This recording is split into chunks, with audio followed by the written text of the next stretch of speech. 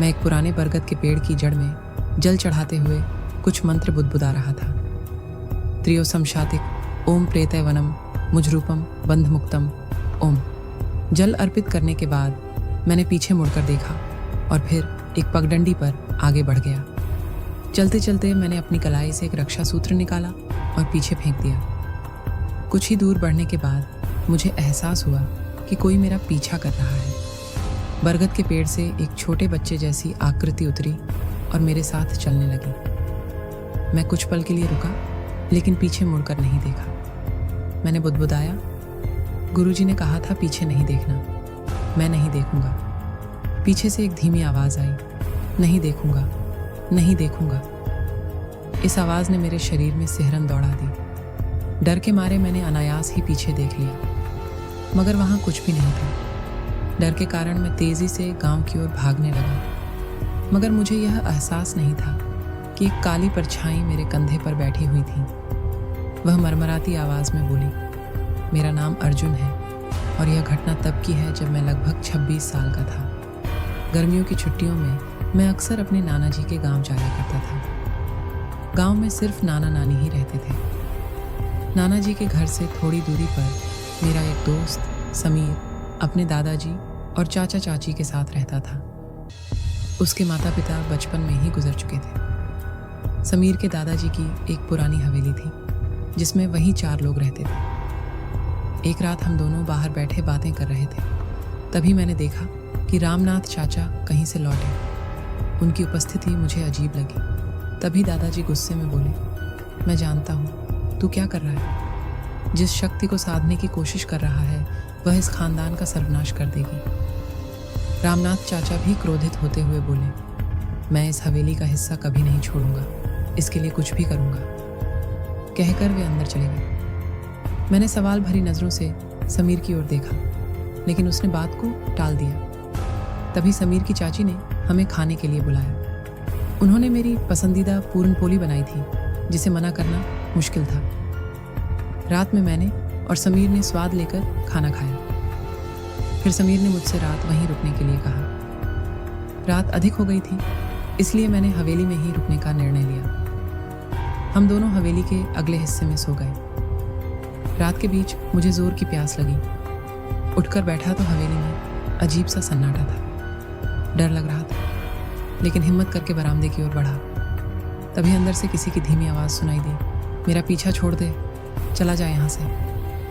ये रामनाथ चाचा की आवाज थी। अचानक उनकी आवाज बंद हो गई और उसकी जगह एक बच्चे की हंसी गूंजने लगी। मैंने कांपते हुए पूछा, कौन है? तभी बरामदे में खेलता हुआ एक बच्चा दिखा। सिर पर छोटी छोटी, कमर के नीचे धोती, गोरा शरीर और लाल चमकती आंखें। वह अजीब लग रहा था। डर के मारे मैं बाहर भागना चाहता था, लेकिन वह बच्चा पलक झपकते ही मेरे सामने आ गया। उसके चेहरे और हाथों पर खून लगा था। उसने हंसते हुए अपना बड़ा सा मुंह खोला। मेरा सिर भारी होने लगा और धीरे धीरे आंखें बंद होने लगी। जब होश आया तो एक तांत्रिक को मंत्र पढ़ते हुए देखा। समीर, उसके दादाजी और चाचा चाची पास खड़े थे। तभी तांत्रिक बोला, इस घर में मूंझा प्रेत का वास है, मगर वह इस बच्चे के शरीर से नहीं आया, किसी और के माध्यम से पहुंचा है। समीर के दादाजी ने तांत्रिक से विनती की, बाबा हमें इस भूत से बचाइए, वरना यह अनर्थ कर देगा। तांत्रिक ने गंभीर स्वर में कहा, यह मूंझा प्रेत है, इसे डराकर या वश में करके काबू नहीं पाया जा सकता। यह जितना छोटा दिखता है उतना ही ताकतवर है। यह मंदिरों में भी जा सकता है, धार्मिक अनुष्ठानों में भी बैठ सकता है। इसका वास अक्सर पीपल के पेड़ों पर होता है, लेकिन जो भी इसे साधता है यह उसके घर तक आ जाता है और पीढ़ियों तक उनका विनाश करता है। समीर के दादाजी घबराते हुए बोले, बाबा इसका कोई उपाय बताइए। तांत्रिक ने कहा, मैं पूरी कोशिश करूंगा, लेकिन यह पक्का नहीं कह सकता कि इसे खत्म कर पाऊंगा। ये कहकर वह अगले दिन आने की बात कहकर चला गया। उसी रात समीर के दादाजी ने उसे आदेश दिया कि वह मुझे सुरक्षित घर छोड़ आए। रास्ते में समीर ने बताया कि उसके चाचा ने हवेली पाने के लिए मुंझा प्रेत की साधना करने की गलती कर दी। अगले दिन मैंने अपने नाना जी को यह सब बताया। पहले वे नाराज हुए, फिर उन्होंने बताया कि जो ब्राह्मण पुत्र अपने मुंडन या जनेऊ संस्कार के 10 दिन के भीतर मर जाता है, वह मुंझा प्रेत बन जाता है। उसका स्वभाव बच्चे जैसा होता है, लेकिन शक्ति कई गुना अधिक होती है। वर्षों पहले गांव में एक ब्राह्मण पुत्र की मृत्यु हुई थी, जिसकी अस्थियां हवेली के पास वाले बरगद के नीचे दफनाई गई थीं। कहते हैं उसकी मृत्यु के पीछे जिसने भी हाथ था, मुंझा ने उसके पूरे परिवार को नष्ट कर दिया था।